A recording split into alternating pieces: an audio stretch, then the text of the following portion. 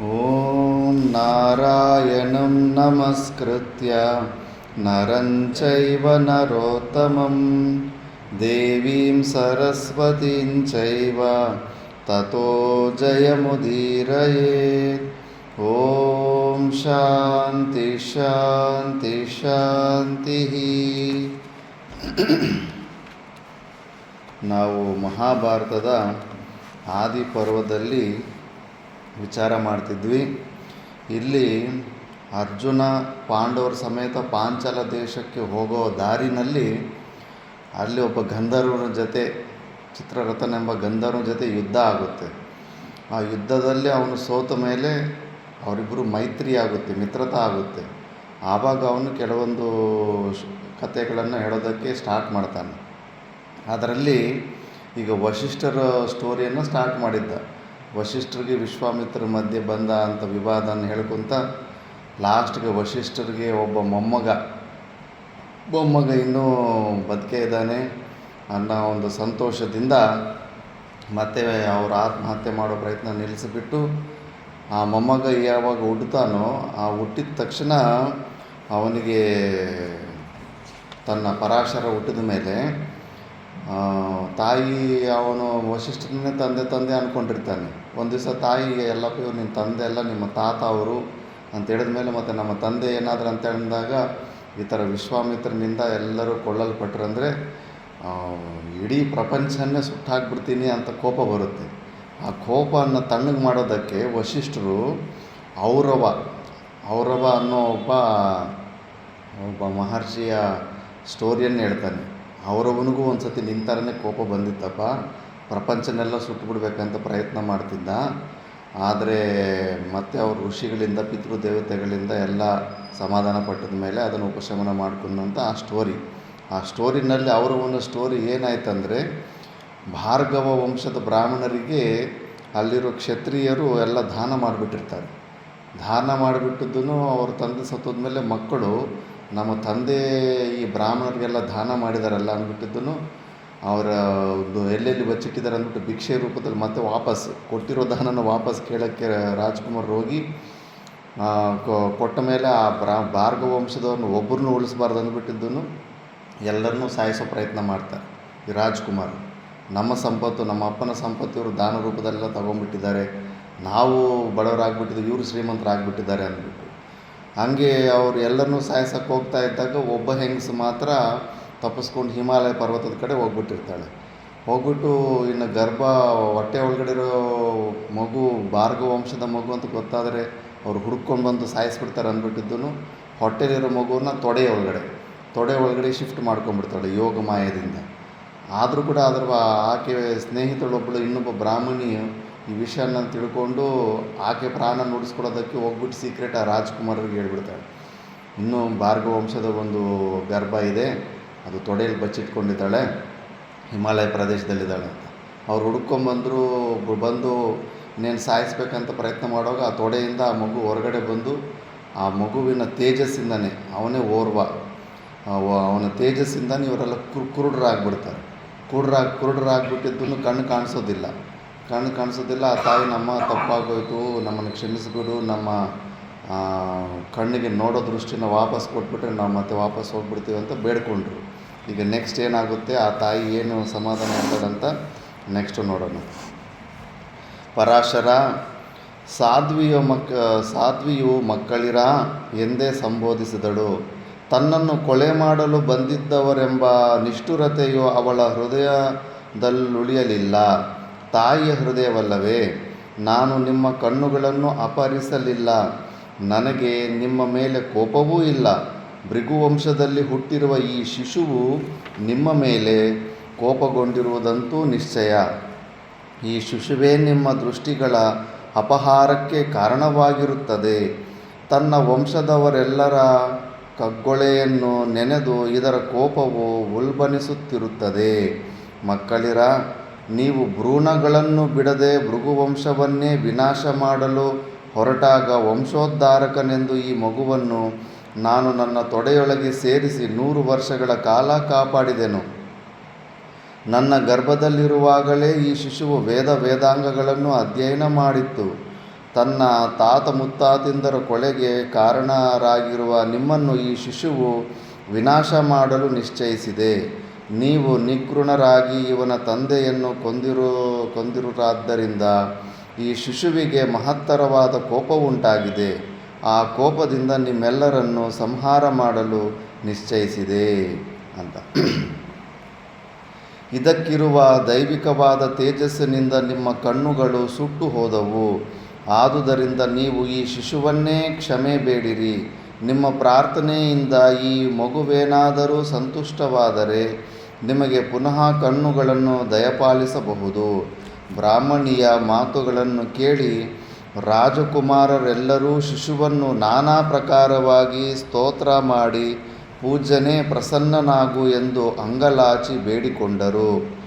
ಬಾಲಕನು ಸುಪ್ರೀತನಾದನು. ರಾಜಕುಮಾರರಿಗೆ ಕಣ್ಣುಗಳು ಕಾಣುವಂತಾಯಿತು. ಕ್ಷತ್ರಿಯರು ತಾಯಿ ಮಕ್ಕಳಿಬ್ಬರಿಗೂ ನಮಸ್ಕರಿಸಿ ತಮ್ಮ ದೇಶಕ್ಕೆ ಹೊರಟು ಹೋದರು. ವಿಪ್ರರ್ಷಿಯಾದ ಅವನು ತಾಯಿಯ ಉರುವನ್ನು ತೊಡೆಯನ್ನು ಸೀಳಿಕೊಂಡು ಹೊರಗೆ ಬಂದನಾದ ಕಾರಣ ಔರವನೆಂದೇ ಲೋಕದಲ್ಲಿ ಪ್ರಸಿದ್ಧಿಯನ್ನು ಹೊಂದನು. ಉರು ಪ್ರದೇಶದಿಂದ ಹುಟ್ಟಿ ಬಂದಿದ್ದಾನಲ್ಲ ಅಂದ್ಬಿಟ್ಟು ತಸ್ಯ ಆಪತ್ಯಂ ಅಂತ ಸಂಸ್ಕೃತದಲ್ಲಿ ಒಂದು ಸೂತ್ರ ಇರುತ್ತೆ. ಅದರ ಕಾರಣ ಯಾವ ಹೆಸರಲ್ಲಿರುತ್ತೋ ಆ ಹೆಸರಲ್ಲಿ ಮೊದಲನೇ ಅಕ್ಷರ ವೃದ್ಧಿ ಆಗಿಬಿಡುತ್ತೆ. ಈಗ ಶ್ರೀರಾಮಚಂದ್ರ ಪ್ರಭುಗಳಿಗೆ ಕಾರಣ ಯಾರು? ತಂದೆ ದಶರಥದಲ್ಲಿ ದಾ ಅಂತಿರುತ್ತಲ್ಲ, ಅದೇ ತಂದೆ ಹೆಸರಲ್ಲಿ ಮಗನ ಹೆಸರು ದಾಶರಥಿ ಅಂತ, ದೀರ್ಘ ಆಗಿಬಿಡುತ್ತೆ. ಇವಾಗ ಕುಂತಿ ಮಕ್ಕಳು ಇವರು ಅರ್ಜುನ ಭೀಮ ಎಲ್ಲ, ಅವರಿಗೆ ಕೌಂತೆಯ ಅಂತ, ಹೂ ಅನ್ನೋದು ಔಕಾರ ಆಗಿಬಿಡುತ್ತೆ. ಅದೇ ಥರ ಉರು ಅಂದರೆ ತೊಡೆ, ಉಕಾರ ವೃದ್ಧಿ ಆಗಿಬಿಟ್ರೆ ಆಗಿಬಿಡುತ್ತೆ. ಅದು ಉಕಾರ ವೃದ್ಧಿ, ಅದಕ್ಕೆ ಔರವನೆಂದೇ ಲೋಕದಲ್ಲಿ ಪ್ರಸಿದ್ಧಿಯನ್ನು ಹೊಂದಿದನು. ಔರವ ಮಹರ್ಷಿಯು ಕ್ಷತ್ರಿಯರಿಂದ ಕೊಳ್ಳಲ್ಪಟ್ಟ ತನ್ನ ಬಂಧು ದಾಯಾದರನ್ನು ಸುಪ್ರೀತರನ್ನಾಗಿ ಮಾಡಲು ಪ್ರಪಂಚದಲ್ಲಿರುವ ಪ್ರಾಣಿಗಳೆಲ್ಲವನ್ನೂ ವಿನಾಶ ಮಾಡಲು ನಿಶ್ಚಯಿಸಿದನು. ಅಷ್ಟು ಕೋಪ ಬಂದುಬಿಟ್ಟಿದೆ. ನಮ್ಮ ವಂಶವನ್ನೇ ನಿರ್ವಂಶ ಮಾಡಿಬಿಟ್ರಲ್ಲಿ ಕ್ಷತ್ರಿಯರನ್ನ ಇರುಗುಡಿಸಲೇಬಾರ್ದು, ಎಲ್ಲರನ್ನೂ ಮುಗಿಸ್ಬಿಡಬೇಕು ಅಂತ ಅವನಿಗೂ ಕೋಪ ಬರ್ತಾಯಿದೆ. ಪರಾಶರ, ಕ್ಷತ್ರಿಯರು ಮಾಡಿದ ಅಪರಾಧಕ್ಕಾಗಿ ಲೋಕವನ್ನೇ ಸಂಪೂರ್ಣವಾಗಿ ವಿನಾಶ ಮಾಡಿಬಿಡಬೇಕೆಂದು ಔರವನು ನಿಶ್ಚಯ ಮಾಡಿದನು. ವಿಶ್ವವನ್ನೇ ನಿರ್ಮೂಲ ಮಾಡಿ ತನ್ಮೂಲಕವಾಗಿ ಕ್ಷತ್ರಿಯರಿಂದ ಸಂಹೃತರಾಗಿದ್ದ ತನ್ನ ಪಿತೃಗಳಿಗೆ ಸಂತುಷ್ಟಿಯನ್ನುಂಟು ಮಾಡಬೇಕೆಂದು ನಿಶ್ಚಯಿಸಿದವನಾಗಿ ಸರ್ವಲೋಕ ವಿನಾಶಕ್ಕಾಗಿ ಸಂಕಲ್ಪ ಮಾಡಿ ಘೋರವಾದ ತಪಸ್ಸನ್ನು ಮಾಡಲು ಉಪಕ್ರಮಿಸಿದನು.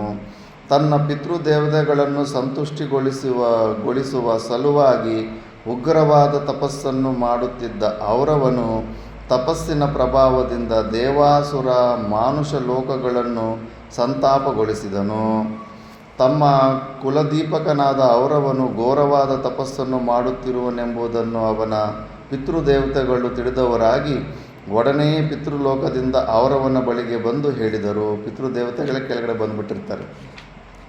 ಔರವ, ನೀನು ಅತಿ ಘೋರವಾದ ತಪಶ್ಚರಣೆಯಲ್ಲಿ ನಿರತನಾಗಿರುವೆ.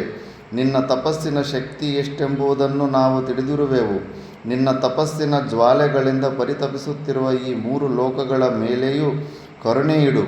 ಉಲ್ಬಣಿಸುತ್ತಿರುವ ನಿನ್ನ ಕೋಪವನ್ನು ಹತೋಟಿಗೆ ತೆಗೆದುಕೋ. ಮಗು, ನಿನ್ನ ಪೂರ್ವಜರಾದ ಜಿತೇಂದ್ರಿಯರಾದ ಭೃಗುಗಳು ಅಸಮರ್ಥರಾಗಿದ್ದು ಕ್ಷತ್ರಿಯರ ಕತ್ತಿಗೀಡಾಗಿ ಪ್ರಾಣ ತೊರೆದರೆಂದು ಭಾವಿಸಿರುವೆಯಾ? ಹಾಗೆಂದಿಗೂ ತಿಳಿಯಬೇಡ.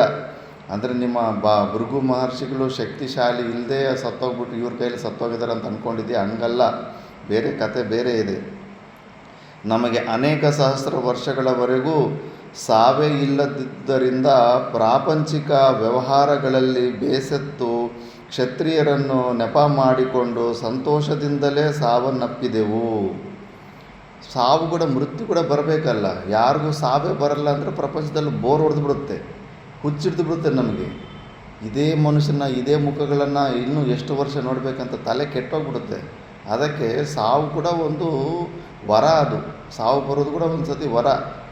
ನಮ್ಮ ಮನೆಗಳಲ್ಲಿ ಭೂಮಿಯೊಳಗೆ ಐಶ್ವರ್ಯವನ್ನು ಬಚ್ಚಿಟ್ಟುದಕ್ಕೆ ಕಾರಣವು ಧನದ ಮೇಲಿನ ಆಸೆಯಿಂದ ಭ್ರಮಿಸಬೇಡ.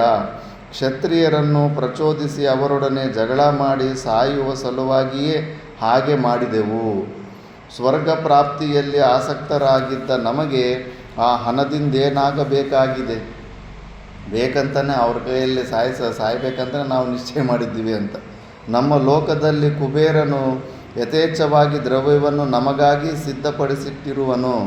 ಮೃತ್ಯುವು ನಮ್ಮನ್ನು ಯಾವ ಕಾರಣದಿಂದಲೂ ಒಯ್ಯಲಾರದೆಂದು ಯಾವಾಗ ತಿಳಿದೆವೋ ಆಗ ನಾವು ಮೃತ್ಯುವನ್ನಪ್ಪಲು ಈ ಉಪಾಯವನ್ನು ಮಾಡಿದೆವು. ತುಂಬ ತಪಶ್ಚರ್ಯ, ಎಲ್ಲ ಸತ್ವಗುಣ ಇದೆ, ಸಾಯೋದಕ್ಕೇನು ಕಾರಣ ಇಲ್ಲ. ಪ್ರಾಣಾಯಾಮಾದಿಗಳೆಲ್ಲ ಮಾಡ್ಕೊತಾ ಇದ್ದರೆ ಸಾವು ಹೆಂಗೆ ಬರುತ್ತೆ? ಅದಕ್ಕೆ ಸಾವು ಬರಲಿ ಅಂತ ಅವ್ರು ಹಂಗೆ ಮಾಡಿದ್ರಂತೆ. ಅದು ಜ್ಞಾನದ ಬಲ ಹಂಗಿರುತ್ತೆ. ಜ್ಞಾನ ಇದ್ರಿಗೇ ಎಷ್ಟು ಬೇಗ ಈ ಶರೀರ ಬಿದ್ದೋಗ್ಬಿಟ್ರೆ ಅಷ್ಟು ಒಳ್ಳೆಯದಪ್ಪ ಅಂತ ಇನ್ನೂ ಕೋರ್ಕೊತಾ ಇರ್ತಾರೆ, ಬೇಗ ಆಗಿಬಿಡಲಿ ಅಂತ. ಜ್ಞಾನ ಇಲ್ಲಾಂದರೆ ಇನ್ನೂ ಬದುಕಬೇಕು, ಶರೀರದಲ್ಲೇ ಇರಬೇಕು ಅಂದ್ಬಿಟ್ಟು ಬದುಕೋ ಚೇಷ್ಟೆಗಳು ಅವು ಹೆಚ್ಚಿರ್ತವೆ. ಆತ್ಮಹತ್ಯೆಯನ್ನು ಮಾಡಿಕೊಳ್ಳಬಹುದಾಗಿತ್ತಲ್ಲವೇ ಎಂದು ನೀನು ಪ್ರಶ್ನಿಸಬಹುದು. ಆತ್ಮಹತ್ಯೆಯು ಮಹಾಪಾಪಕರವಾದದ್ದು. ಆತ್ಮಹತ್ಯೆ ಮಾಡಿಕೊಂಡ್ರೆ ಮತ್ತೆ ಪ್ರೇತೆಯನ್ನು ಹೋಗ್ಬೇಕು, ಅದು ಶಾಸ್ತ್ರಭೀತವಲ್ಲ. ಆದ್ದರಿಂದ ಅದಕ್ಕೆ ಜೀವನ್ಮುಕ್ತ ಪುರುಷರು ಯಾಕೆ ಶರೀರವನ್ನು ಹಂಗೆ ಬಿಟ್ಟು ಬಿಸಾಕೋದಿಲ್ಲ ಅಂದರೆ ಅದು ಆತ್ಮಹತ್ಯೆ ಕೆಳಗಡೆಗೆ ಬಂದ್ಬಿಡುತ್ತೆ ಮತ್ತೆ. ಯಾಕಂದರೆ ಅವ್ರ ಶರೀರನ ಇಟ್ಕೋಬೇಕಂತನೂ ಪ್ರೀತಿ ಇರಲ್ಲ, ಬಿಡಬೇಕನ್ನೋದ್ರಲ್ಲೂ ಆಸಕ್ತಿ ಇರೋದಿಲ್ಲ, ಸಾಕ್ಷಿ ರೂಪದಲ್ಲಿ ಇಟ್ಬಿಟ್ಟಿರ್ತಾರೆ. ಆತ್ಮಹತ್ಯೆಯನ್ನು ಮಾಡಿಕೊಳ್ಳುವವರಿಗೆ ಒಳ್ಳೆಯ ಲೋಕಗಳು ಲಭಿಸಲಾರವೆಂದು ಶ್ರುತಿ ಸ್ಮೃತಿಗಳು ಸಾರುತ್ತವೆ. ಇದನ್ನು ಯೋಚಿಸಿಯೇ ನಾವು ಪ್ರಾಪಂಚಿಕ ಜೀವನದಲ್ಲಿ ಅತಿಯಾಗಿ ಬೇಸತ್ತಿದ್ದರೂ ಆತ್ಮಹತ್ಯೆಯನ್ನು ಮಾಡಿಕೊಳ್ಳಲು ಇಚ್ಛಿಸಲಿಲ್ಲ. ಈ ಕಾರಣದಿಂದ ನಮ್ಮ ಸುಪ್ರೀತಿಗಾಗಿ ಎಂದು ಮಾಡುತ್ತಿರುವ ಈ ನಿನ್ನ ಘೋರ ತಪಸ್ಸಿನಿಂದ ನಮಗೆ ಸಂತೋಷವಾಗಲಾರದು. ಆದುದರಿಂದ ಪ್ರಪಂಚವನ್ನು ವಿನಾಶಗೊಳಿಸುವ ಪಾಪಭೂಯಿಷ್ಠವಾದ ಈ ಕಾರ್ಯದಿಂದ ನಿನ್ನ ಮನಸ್ಸನ್ನು ಕೂಡಲೇ ಹಿಂದಕ್ಕೆ ತೆಗೆದುಕೋ. ಅದಕ್ಕೆ ಈ ಥರ ನೀನು ಮಾಸ್ ಕಿಲ್ಲಿಂಗಿಗೆ ನೀನು ಪ್ಲ್ಯಾನ್ ಆಗ್ತಾಯಿದೆ ತಪಸ್ಸು, ಪ್ರಪಂಚಗಳನ್ನು ಸುಟ್ಬಿಡ್ಬೇಕಂತ. ಅದು ಎಷ್ಟು ಮಹಾಪಾಪ. ಆ ಪಾಪದಲ್ಲಿ ಪಿತೃದೇವತೆಗಳು ಕೂಡ ಪನಿಷ್ಮೆಂಟ್ ಸಿಗುತ್ತೆ. ನೀನು ಒಂದು ಬೆಂಕಿ ಕಡ್ಡಿ ಹಾಕ್ಬಿಟ್ಟು ಯಾವುದೋ ಕಾಡಲ್ಲಿ ಹಂಗೆ ಬಿಸಾಕ್ಬಿಟ್ಟು ಬಂದುಬಿಟ್ಟಿರ್ತೀಯ. ಆ ಕಾಡಲ್ಲಿ ಎಷ್ಟು ಪ್ರಾಣಿಗಳು ಸತ್ತೋಗಿರ್ತಾವೋ ಅಷ್ಟು ಪನಿಷ್ಮೆಂಟ್ ನಿನ್ನ ತಾತ ಮುತ್ತಾತನಿಗೆ ಅಲ್ಲೂ ಹೊಡ್ತಾ ಬಿಡುತ್ತೆ. ಅಲ್ಲಿ ಅವ್ರಿಗೆ ಮತ್ತೆ ಪನಿಷ್ಮೆಂಟ್ ಸಿಗ್ತಾ ಇರುತ್ತೆ. ನೀನು ಅಲ್ಲದೆ ನಿಮ್ಮ ವಂಶದವರು ಕೂಡ ನೀನು ಪನಿಷ್ಮೆಂಟ್, ಅವ್ರನ್ನೂ ಕೂಡ ಅಧೋಗತಿಗೆ ಕರ್ಕೊಂಡು ಹೋಗ್ಬಿಡ್ತಾ ಇರ್ತೀಯ. ಆದ್ದರಿಂದ ಅವರು, ಕುಮಾರ, ಕ್ಷತ್ರಿಯರನ್ನು ವಿನಾಶ ಮಾಡಬೇಡ, ಅವರನ್ನು ವ್ಯಾಜವನ್ನಾಗಿಟ್ಟುಕೊಂಡು ಈ ಸಪ್ತಲೋಕಗಳನ್ನು ವಿನಾಶ ಮಾಡಬೇಡ. ತಪಸ್ಸಿನ ಶಕ್ತಿಯೆಲ್ಲವನ್ನೂ ಕ್ಷಣ ಮಾತ್ರದಲ್ಲಿ ವಿನಾಶಗೊಳಿಸಿರುವ ಈ ಕೋಪವನ್ನು ಮೊದಲು ಉಪಸಂಹಾರ ಮಾಡು. ಪರಾಶರ ಪಿತೃದೇವತೆಗಳ ಮಾತುಗಳನ್ನು ಸಾವಧಾನವಾಗಿ ಕೇಳಿದ ನಂತರ ಅವರವನು ಹೇಳತೊಡಗಿದನು. ಪಿತೃದೇವತೆಗಳೇ, ನಿಮ್ಮ ಘೋರವಾದ ಹತ್ಯೆಯನ್ನು ನೆನೆದು ಕೋಪದಿಂದ ಉದ್ರಿಕ್ತನಾಗಿ ಪ್ರಪಂಚವನ್ನೇ ವಿನಾಶ ಮಾಡಬೇಕೆಂದು ಪ್ರತಿಜ್ಞೆಯನ್ನು ಕೈಗೊಂಡಿರುವುದು ನಿಶ್ಚಯ. ಆ ಪ್ರತಿಜ್ಞೆಯು ವ್ಯರ್ಥವಾಗಲೂ ಕೂಡದು. ಪ್ರತಿಜ್ಞೆಯಾಗಲಿ ಕೋಪವಾಗಲಿ ನಿಷ್ಪ್ರಯೋಜನಕವಾಗುವುದನ್ನು ನಾನು ಸಹಿಸಲಾರೆನು.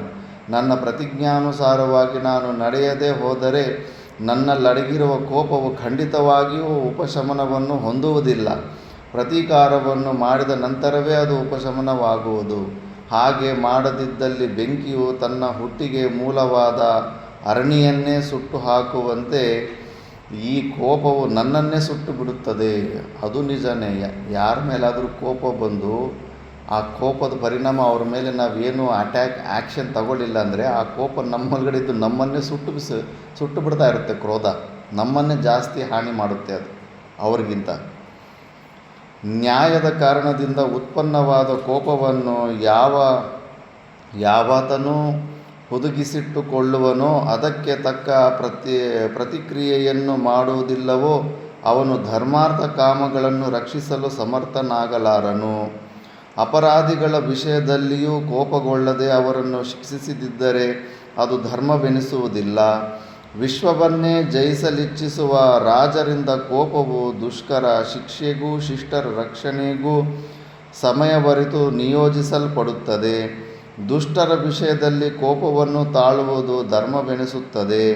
ಪಿತೃಗಳೇ, ಕ್ಷತ್ರಿಯರು ಮಾಡಿದ ದುರಾಚಾರದ ವಿಷಯವಾಗಿ ನಾನು ಪ್ರತ್ಯಕ್ಷದರ್ಶಿಯಾಗಿದ್ದೇನೆ. ಅದನ್ನು ಸ್ಮರಿಸಿದೊಡನೆಯೇ ಕೋಪವು ಉಲ್ಬಣಿಸುವುದೇ ಹೊರತು ಉಪಶಮನವಾಗಲಾರದು. ನನ್ನ ತಾಯಿಯು ನನ್ನನ್ನು ರಕ್ಷಿಸುವ ಸಲುವಾಗಿಯೇ ತನ್ನ ಯೋಗಶಕ್ತಿಯಿಂದ ತೊಡೆಯೊಳಗೆ ನನ್ನನ್ನು ಸೇರಿಸಿದ್ದಳು. ನಾನವಳ ತೊಡೆಯ ಗರ್ಭದಲ್ಲಿದ್ದೆನು. ಕ್ಷತ್ರಿಯಾದಮರು ಹೆಂಗಸರು ಮಕ್ಕಳೆಂಬ ವಿವೇಚನೆಯೇ ಇಲ್ಲದೆ ನನ್ನ ಮಾತಾಪಿತೃವರ್ಗದವರನ್ನು ಕೊಲ್ಲುತ್ತಿದ್ದಾಗ ಅವರು ಮಾಡುತ್ತಿದ್ದ ದಾರುಣವಾದ ಗರ್ಜನೆಗಳನ್ನು ಗರ್ಭಸ್ಥನಾದ ನಾನು ಕೇಳುತ್ತಿದ್ದೆನು. ಕ್ಷತ್ರಿಯಾದಮರು ಭೃಗುವಂಶೀಯರಾದ ಬ್ರಾಹ್ಮಣ ಸ್ತ್ರೀಯರ ಗರ್ಭದಲ್ಲಿದ್ದ ಭ್ರೂಣಗಳನ್ನು ಹತ್ಯೆ ಮಾಡಲಾರಂಭಿಸಿದಾಗ ನನ್ನನ್ನು ಈ ಕೋಪವು ಆವರಿಸಿತು. ಪ್ರಪಂಚವನ್ನು ಜಯಿಸಬೇಕೆಂದು ಇಚ್ಛೆಯಿರುವ ರಾಜನು ತೋರ್ಪಡಿಸುವ ಕೋಪವು ನಿರರ್ಥಕವಾದುದೆಂದು ಹೇಳಲಾಗುವುದಿಲ್ಲ. ಅವನು ತೋರ್ಪಡಿಸುವ ಕೋಪವು ದುಷ್ಟರ ದೌಷ್ಟ್ಯವನ್ನು ನಿಯಂತ್ರಣ ಮಾಡುವುದರಲ್ಲಿಯೂ ಶಿಷ್ಟರ ಪಾಲನೆಯಲ್ಲಿಯೂ ಪರ್ಯವಸಾನವಾಗುತ್ತದೆ. ಪಿತೃಗಳೇ, ನನ್ನ ಕೋಪಕ್ಕೆ ಕಾರಣವನ್ನು ಇನ್ನೂ ವಿವರಿಸಿ ಹೇಳುವೆನು, ಕೇಳಿರಿ. ಆ ಸಮಯದಲ್ಲಿ ಪೂರ್ಣ ಗರ್ಭವತಿಯರಾದ ನಮ್ಮ ತಾಯಂದಿರು ಮತ್ತು ತಾತಂದಿರು ಕ್ಷತ್ರಿಯರ ಭಯದಿಂದ ಎಲ್ಲ ಲೋಕಗಳಿಗೂ ಧಾವಿಸಿದರು. ಆದರೆ ಅವರಿಗೆ ಎಲ್ಲಿಯೂ ಆಶ್ರಯ ಸಿಗಲಿಲ್ಲ. ಯಾಕೆ ಲೋಕನ್ನೆಲ್ಲ ಯಾಕೆ ಸೂಟಾಗ್ತಾ ಇದ್ದಾನೆ ಅಂದರೆ, ಯಾರು ಮಿಕ್ಕಿದವರಾದರೂ ಕಾಪಾಡಲಿಲ್ವಲ್ಲ. ಹಿಂಗೂ ಆಗುತ್ತೆ. ಯಾರಾದರೂ ಒಬ್ಬ ತಂದೆ ತಾಯಿಯನ್ನು ಸಾಯಿಸಿಬಿಟ್ರೆ ಸಾಯಿಸಿರೋರ ಮೇಲೆ ಕೋಪ ಬರುತ್ತೆ. ಮಿಕ್ಕಿದವ್ರನ್ನ ಸುಮ್ಮನೆ ನಿಂತ್ಕೊಂಡು ಸಿನಿಮಾ ನೋಡಿದಂಗೆ ನೋಡ್ತಾ ಇರ್ತಾರಲ್ಲ, ಅವ್ರ ಮೇಲೆ ಕೂಡ ಕೋಪ ಬಂದಿರುತ್ತೆ. ನೀವು ಯಾರಾದರೂ ಕಾಪಾಡ್ಬೋದಾಗಿತ್ತಲ್ಲ ಅಂದ್ಬಿಟ್ಟು. ಭೃಗು ವಂಶದ ಸ್ತ್ರೀಯರಿಗೆ ಆ ಸಮಯದಲ್ಲಿ ರಕ್ಷಕರು ಯಾರೂ ಇರಲೇ ಇಲ್ಲ. ಅನೇಕರು ಕ್ಷತ್ರಿಯಾದಮರು ಕೈಗೆ ಸಿಕ್ಕಿ ಹತರಾದರು. ಗರ್ಭಿಣಿಯರಾದ ಸ್ತ್ರೀಯರು ಉಳಿಯುವ ಸಾಧ್ಯತೆ ಇರಲಿಲ್ಲ. ಭಾರ್ಗವ ಬ್ರಾಹ್ಮಣರ ಭ್ರೂಣಗಳನ್ನು ಉಳಿಸಿಕೊಡೋದೆಂಬುದು ಕ್ಷತ್ರಿಯರ ಪ್ರತಿಜ್ಞೆಯಾಗಿತ್ತು. ಆ ಸಮಯದಲ್ಲಿ ನನ್ನ ತಾಯಿಯು ಭೃಗುವಂಶದ ಬೀಜವನ್ನಾದರೂ ಉಳಿಸುವ ಆಶಯದಿಂದ ಪರಮಾದ್ಭುತವಾದ ಕಾರ್ಯವನ್ನೇ ಮಾಡಿದಳು. ತನ್ನ ಯೋಗಶಕ್ತಿಯಿಂದ ಗರ್ಭವನ್ನು ತೊಡೆಯೊಳಗೆ ಸೇರಿಸಿಬಿಟ್ಟಳು. ಹೀಗೆ ಮಾಡುವುದರಿಂದ ನಮ್ಮ ತಾಯಿ ಉಳಿದುಕೊಂಡಳು, ನಾನು ಉಳಿಯುವಂತೆ ಮಾಡಿದಳು. ಪಿತೃದೇವತೆಗಳೇ, ಇದು ಲೋಕನ್ಯಾಯ. ಪಾಪ ಕಾರ್ಯಗಳಿಗೆ ಪ್ರತಿಷೇಧವನ್ನು ಮಾಡುವವರು ಇರುವವರೆಗೂ, ಪಾಪ ಕಾರ್ಯಗಳಿಗೆ ಶಿಕ್ಷೆ ಇರುವವರೆಗೂ, ಪಾಪ ಕಾರ್ಯಗಳನ್ನು ಮಾಡಿದರೆ ಕಠಿಣ ಶಿಕ್ಷೆಯಾಗುವುದೆಂದು ತಿಳಿದಿರುವವರಿಗೆ ಯಾವ ಲೋಕದಲ್ಲಿಯೂ ಪಾಪ ಕಾರ್ಯಗಳನ್ನು ಮಾಡುವವನಿರುವುದಿಲ್ಲ. ಪಾಪ ಕಾರ್ಯಕ್ಕೆ ತಕ್ಕುದಾದ ಶಿಕ್ಷೆಯಾಗಲೇಬೇಕು. ಇದು ನಿಜಾನೇ. ಇವಾಗ ನಾವು ಮಾಡೋ ತಪ್ಪು ಕೆಲಸಗಳಿಗೆ ತಪ್ಪುದಿರಾ ಶಿಕ್ಷೆ ಆಗುತ್ತೆ ಅಂತ ಗೊತ್ತಾದರೆ ಯಾರೂ ತಪ್ಪು ಮಾಡೋದಿಲ್ಲ. ಈಗ ನೋಡಿ, ಟ್ರಾಫಿಕ್ ಸಿಗ್ನಲಲ್ಲಿ ಮುಂಚೆ CC ಕ್ಯಾಮ್ರಾಗಳಿರಲಿಲ್ಲ. ಆ ಟ್ರಾಫಿಕ್ ಪೊಲೀಸು ಆ ಕಡೆ ತಿರುಗಿದ್ರೆ ಈ ಕಡೆ ಸರ್ರಂತ ತಪ್ಪಿಸ್ಕೊಂಬಿಟ್ಟು ಸರ್ರಂತ ಸಿಗ್ನಲ್ ಬ್ರೇಕ್ ಮಾಡಿ ಹೊಟ್ಟೋಗ್ತಾಯಿದ್ರು. ಈಗ CC ಕ್ಯಾಮ್ರಾ ಇರುತ್ತೆ, ಟ್ರಾಫಿಕ್ ಪೊಲೀಸ್ ಅಲ್ಲಿ ಇರೋದೇ ಇಲ್ಲ. ಒಬ್ಬನು ಕೂಡ ಆ ಲೈನ್ ದಾಟು ಮುಂದೆ ಹೋಗೋದಿಲ್ಲ. ಯಾಕಂದರೆ ಈಗ ಅದು ಫೋಟೋ ತೆಗೆದುಬಿಟ್ಟು ಮನೆಗೆ ಬಿಲ್ ಬಂದುಬಿಡುತ್ತೆ. ಅಂದರೆ ಮೇಲ್ಗಡೆ CC ಕ್ಯಾಮ್ರಾ ಒಂದಿದೆ, ನಾವು ತಪ್ಪು ಮಾಡಿ ತಪ್ಪಿಸ್ಕೊಳ್ಳೋದಕ್ಕಾಗೋದಿಲ್ಲ ಅಂತ ಗೊತ್ತಾದ ಮೇಲೆ ಒಬ್ಬನೂ ತಪ್ಪು ಕೆಲಸ ಮಾಡೋದಿಲ್ಲ. ಅದಕ್ಕೆ ಶಾಸ್ತ್ರದ ಮೇಲೆ ಕೂಡ ಹಂಗೆ. ಚಿತ್ರಗುಪ್ತ ಅಂತ ಯಾರು ಗುಪ್ತ ರೂಪದಲ್ಲಿ ಚಿತ್ರಗಳು ತೆಗೆಯೋ ದೊಡ್ಡ CC ಕ್ಯಾಮ್ರಾ, ಅವನು ನೋಡ್ತಾ ಇದ್ದಾನೆ. ನಾವು ಏನು ತಪ್ಪು ಮಾಡಿದ್ರೂ ತಪ್ಪದಿರೋ ಶಿಕ್ಷೆ ಆಗುತ್ತೆ ಅಂತ ನಮಗೆ ಶಾಸ್ತ್ರದ ವಾಕ್ಯದ ಮೇಲೆ ನಮಗೆ ಶ್ರದ್ಧೆ ಬಂದರೆ ಮತ್ತಿನ್ಯಾರು ಆ ತಪ್ಪು ಕೆಲಸಗಳು ಮಾಡೋದಕ್ಕೆ ಹೋಗೋದೇ ಇಲ್ಲ. ಅದಕ್ಕೆ ಅದನ್ನು ಹೇಳ್ತಾ ಇದ್ದಾನೆ ಇವನು. ತಾನು ಮಾಡಿದ ಪಾಪ ಕಾರ್ಯಕ್ಕೆ ಪ್ರತಿಷೇಧಿಸುವವನೇ ಇಲ್ಲವೆಂದು ಪಾಪಕರ್ಮಿಯು ತಿಳಿದನಾದರೆ ಆಗ ಬಹುಜನರ ಪಾಪಕರ್ಮಗಳಲ್ಲಿಯೇ ನಿರತರಾಗುತ್ತಾರೆ. ನಾವು ತಪ್ಪು ಕೆಲಸ ಮಾಡಿದ್ರು ನಮಗೆ ಶಿಕ್ಷೆ ಬಿಡ್ತಾ ಇಲ್ಲ, ಪನಿಷ್ಮೆಂಟ್ ಆಗ್ತಾಯಿಲ್ಲ ಅಂದಾಗ ಇನ್ನೂ ಹೆಚ್ಚು ಪಾಪದ ಕೆಲಸಗಳು ಮಾಡೋದಕ್ಕೆ ಹೋಗ್ತಾರೆ. ಪಾಪಕರ್ಮಗಳನ್ನು ಮಾಡುವವರೇ ಹೆಚ್ಚುತ್ತಾ ಹೋಗುತ್ತಾರೆ. ಕ್ಷತ್ರಿಯರು ಮಾಡಿದ ದುಷ್ಕಾರ್ಯಕ್ಕೆ ಆ ಸಮಯದಲ್ಲಿ ಸ್ವಲ್ಪವಾದರೂ ಪ್ರತಿಷೇಧವಿದ್ದಿದ್ದರೆ ಇಂತಹ ಬಹುದಾರುಣವಾದ ಕೊಲೆಗಳನ್ನು ಮಾಡುವ ಅವರು ಪ್ರವೃತ್ತರಾಗುತ್ತಿರಲಿಲ್ಲ. ಆದರೆ ದುಷ್ಟರನ್ನು ಪ್ರತಿಷೇಧಿಸಲು ಸಾಮರ್ಥ್ಯವಿಲ್ಲದವರ ರೀತಿಯೇ ಬೇರೆಯಾಗಿದೆ. ಶಕ್ತಿವಂತನಾದವನು ಪಾಪಕರ್ಮಿಗಳನ್ನು ಪ್ರತಿಷೇಧಿಸಲು ಸಮರ್ಥನಾಗಿದ್ದು ತನ್ನ ಕಣ್ಮುಂದೆಯೇ ನಡೆಯುತ್ತಿರುವ ಪಾಪಕರ್ಮಗಳನ್ನು ನೋಡುತ್ತಾ ಖಂಡಿತವಾಗಿಯೂ ಸುಮ್ಮನಿರಬಾರದು. ಇದು ಶಾಸ್ತ್ರ. ನಮ್ಮ ಕಣ್ಣೆದುರುಗಡೆ ಪಾಪಕರ್ಮ ನಡೀತಾ ಇದ್ದರೆ ಸುಮ್ಮನೆ ಇದ್ದು ನೋಡಬಾರದು, ಅದನ್ನು ನಿಲ್ಲಿಸುವ ಪ್ರಯತ್ನ ಮಾಡಬೇಕು. ಹಾಗೆ ಸುಮ್ಮನಿದ್ದರೆ ಅಂತಹವನು ರಾಜನೇ ಆಗಿದ್ದರೂ ಪಾಪಿಷ್ಠರು ಮಾಡುವ ಪಾಪಕರ್ಮಗಳಲ್ಲಿ ಸಹಭಾಗಿಯಾಗುತ್ತಾನೆ. ನೀನು ಪಾಪಕರ್ಮ ನಡೀತಾ ಇದೆ ಅಂತ ನಿಂತು ನೋಡ್ತಾ ಇದೆ ಅಂದರೆ ನೀನು ಕೂಡ ಅವ್ರಿಗೆ ಎಂಕರೇಜ್ ಮಾಡ್ತಾ ಇದೆಯಾ, ಆ ಪಾಪದಲ್ಲಿ ನಿನಗೂ ಒಂದು ಭಾಗ ಬಂದ್ಬಿಡುತ್ತೆ. ಅವನಿಗೂ ಪಾಪದ ಲೇಪವು ತಪ್ಪಿದ್ದಲ್ಲ. ಪ್ರಾಣವೆಂಬುದು ಪ್ರಾಣಿ ಸಾಮಾನ್ಯಕ್ಕೆ ಪರಮಪ್ರಿಯವೆಂದು ತಿಳಿದುದು ಕ್ಷತ್ರಿಯಾದಮರು ಭೃಗುವಂಶೀಯರನ್ನು ಆಶ್ರಮದಿಂದ ಹೊರಕ್ಕೆ ಸೆಳೆದು ಹೆಂಗಸರು, ಮಕ್ಕಳು, ಮುದುಕರು ಎಂಬ ವಿವೇಚನೆಯೇ ಇಲ್ಲದೆ ತುಂಡು ತುಂಡಾಗಿ ಕತ್ತರಿಸುತ್ತಿದ್ದಾಗ ಶಕ್ತನಾದ ಯಾವ ರಾಜನಾಗಲಿ ಅವರ ಸಂರಕ್ಷಣೆಗೆ ಬರಲಿಲ್ಲ. ಆದ್ದರಿಂದಲೇ ನಾನಿಷ್ಟು ಕ್ರುದ್ಧನಾಗಿದ್ದೇನೆ. ನಿರ್ದೋಷಿಗಳ ಕೊಲೆಯಾಗುತ್ತಿದ್ದ ಕಾಲದಲ್ಲಿ ಪ್ರತಿಷೇಧಿಸದೆ ಮೌನ ವಹಿಸದ ಈ ಪ್ರಪಂಚವನ್ನೇ ವಿನಾಶ ಮಾಡುವ ಸಾಮರ್ಥ್ಯವು ನನಗಿದೆ. ಆದುದರಿಂದ ಪಿತೃಗಳೇ, ದಯೆಯಿಟ್ಟು ಕ್ಷಮಿಸಿರಿ. ನಿಮ್ಮ ಸಲಹೆಯಂತೆ ನಡೆಯಲು ನನಗೆ ಖಂಡಿತವಾಗಿಯೂ ಸಾಧ್ಯವಿಲ್ಲ. ಪಾಪಿಷ್ಠರನ್ನು ಶಿಕ್ಷಿಸಲು ಸಮರ್ಥನಾಗಿರುವ ನಾನು ಕರ್ತವ್ಯ ಪರಿಪಾಲನ ಮಾಡದೆ ಉಪೇಕ್ಷೆ ಮಾಡಿದೆನಾದರೆ ಈ ಪಾಪಿಷ್ಠರ ಪಾಪದಿಂದ ಭೀತಿಯು ನನಗೂ ತಪ್ಪಿದ್ದಲ್ಲ. ಪ್ರಪಂಚವನ್ನೇ ಸುಡಲು ಸಮರ್ಥವಾಗಿರುವ ಈ ನನ್ನ ಕೋಪಾಗ್ನಿಯನ್ನು ನಿಗ್ರಹಿಸಿದೆನಾದರೆ ಅದು ನನ್ನನ್ನೇ ಭಸ್ಮ ಮಾಡಿಬಿಡುತ್ತದೆ. ನೀವು ಸರ್ವಲೋಕಗಳಿಗೂ ಹಿತವನ್ನೇ ಬಯಸುವವರೆಂಬುದು ನನಗೂ ತಿಳಿದಿದೆ. ಆದುದರಿಂದ ನನಗೂ ಲೋಕಗಳಿಗೂ ಹಿತವಾಗುವಂತೆ ಮಾಡಿರಿ. ಆವಾಗ ಪಿತೃದೇವತೆಗಳು ಹೇಳ್ತಾರೆ, ಮಗು, ನಿನ್ನ ಕೋಪದಿಂದ ಸಮುದ್ಭೂತವಾಗಿರುವ ಅಗ್ನಿಯು ಲೋಕಗಳನ್ನೇ ಭಕ್ಷಿಸಿಬಿಡಲು ಇಚ್ಛಿಸುತ್ತಿದೆಯಲ್ಲವೇ? ಲೋಕಗಳೆಲ್ಲವೂ ನೀರಿನಲ್ಲಿ ಪ್ರತಿಷ್ಠಿತವಾಗಿದೆ. ಆದುದರಿಂದ ನೀನು ಕೋಪಾಗ್ನಿಯನ್ನು ನೀರಿನಲ್ಲಿ ವಿಸರ್ಜಿಸಿಬಿಟ್ಟರೆ ಆ ಕೋಪಾಗ್ನಿಗೆ ಲೋಕಗಳನ್ನೇ ಬಲಿ ಕೊಟ್ಟಂತಾಗುವುದು. ನಿನಗೂ ಶುಭವಾಗುತ್ತದೆ.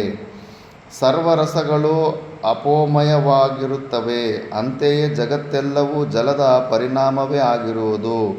ಆದುದರಿಂದ ಫೈನಲ್ ಪ್ರಾಡಕ್ಟ್ ಪೃಥ್ವಿ. ಆಕಾಶದಿಂದ ವಾಯು, ವಾಯುವಿಂದ ಅಗ್ನಿ, ಅಗ್ನಿಯಿಂದ ನೀರು, ನೀರಿಂದ ಪೃಥ್ವಿ ಹುಟ್ಟಿರುತ್ತೆ. ಆದ್ದರಿಂದ ಈ ಪೃಥ್ವಿಗೆ ಕಾರಣರೂಪ ನೀರೇ. ಅದಕ್ಕೆ ನೀರಲ್ಲೇ ಎಲ್ಲ ಪೃಥ್ವಿ ಇರುತ್ತೆ ಅಂತ ಅರ್ಥ. ಕ್ರೋಧಾಗ್ನಿಯನ್ನು ಅದಕ್ಕೆ ಆ ನೀರಲ್ಲಿ ಬಿಟ್ಟುಬಿಡು ಅಂತ. ಬ್ರಾಹ್ಮಣೋತ್ತಮ, ನಾವು ಹಿಂದೆಯೇ ಹೇಳಿದಂತೆ ಲೋಕಗಳೆಲ್ಲವೂ ಜಲಮಯವಾದುದೆಂದು ಶ್ರುತಿ ಸ್ಮೃತಿಗಳು ಸಾರುತ್ತವೆ. ನಿನಗೆ ಲೋಕಗಳನ್ನು ವಿನಾಶ ಮಾಡುವ ಇಚ್ಛೆ ಇರುವುದಾದರೆ ಮಹೋದಧಿಯಲ್ಲಿ ವಿಸರ್ಜಿತವಾಗುವ ನಿನ್ನ ಕೋಪಾಗ್ನಿಯು ಲೋಕಕ್ಕೆ ಆಧಾರಭೂತವಾದ ಜಲವನ್ನು ಸರ್ವಕಾಲದಲ್ಲಿಯೂ ದಹಿಸುತ್ತಿರಲಿ. ನೀನು ಹೀಗೆ ಮಾಡಿದೆಯಾದರೆ, ಸಮುದ್ರದಲ್ಲಿ ನಿನ್ನ ಕೋಪಾಗ್ನಿಯನ್ನು ವಿಸರ್ಜಿಸಿದೆಯಾದರೆ, ನೀನು ಮಾಡಿದ ಪ್ರತಿಜ್ಞೆಯು ಸತ್ಯವಾಗಿ ಪರಿಣಮಿಸುತ್ತದೆ. ದೇವತೆಗಳಿಂದ ಸಹಿತವಾದ ಈ ಸರ್ವಲೋಕಗಳು ವಿನಾಶ ಹೊಂದುವುದಿಲ್ಲ.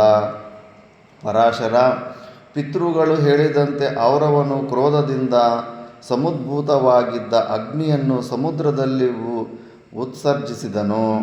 ಔರವನು ಆ ಕೋಪಾಗ್ನಿಯನ್ನು ಕುದುರೆಯ ಶಿರಸ್ಸನ್ನು ಧರಿಸಿ ಬಾಯಿಂದ ಬೆಂಕಿಯ ಜ್ವಾಲೆಗಳನ್ನು ಅನವರತವಾಗಿ ಕಕ್ಕುತ್ತಾ ಮಹೋದಧಿಯ ನೀರನ್ನು ಸತತವಾಗಿ ಹೀರುತ್ತಿರುತ್ತದೆ.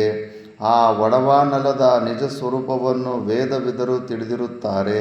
ಪರಾಶರ, ನೀನು ಜ್ಞಾನಿಗಳಲ್ಲಿ ಶ್ರೇಷ್ಠನಾಗಿರುವೆ. ಪರಲೋಕಗಳ ವಿಷಯಗಳನ್ನು ಸಂಪೂರ್ಣವಾಗಿ ತಿಳಿದವನಾಗಿರುವೆ. ಲೋಕಗಳ ವಿನಾಶದಿಂದ ಎಷ್ಟು ಅನರ್ಥಗಳು ಸಂಭವಿಸುವೆಂಬ ವಿಷಯವೂ ನಿನಗೆ ತಿಳಿದಿದೆ. ಆದುದರಿಂದ ಯಾರೋ ಕೆಲವರು ಮಾಡಿದ ತಪ್ಪಿಗಾಗಿ ಲೋಕಗಳನ್ನೇ ವಿನಾಶ ಮಾಡಲು ಯತ್ನಿಸುವುದು ಖಂಡಿತವಾಗಿಯೂ ಯುಕ್ತವೆನಿಸುವುದಿಲ್ಲ. ಪಾರ್ಥ, ವಸಿಷ್ಠರು ಔರವನ ಕಥೆಯನ್ನು ಪರಾಶರನಿಗೆ ಹೇಳಿ ಅವನನ್ನು ಸ್ವಲ್ಪ ಮಟ್ಟಿಗೆ ಸಮಾಧಾನಪಡಿಸಿದರು. ಪ್ರಪಂಚವನ್ನೇ ವಿನಾಶ ಮಾಡಬೇಕೆಂದಿದ್ದ ನಿರ್ಧಾರವನ್ನು ಪರಾಶರನು ಬದಲಾಯಿಸಿದನು.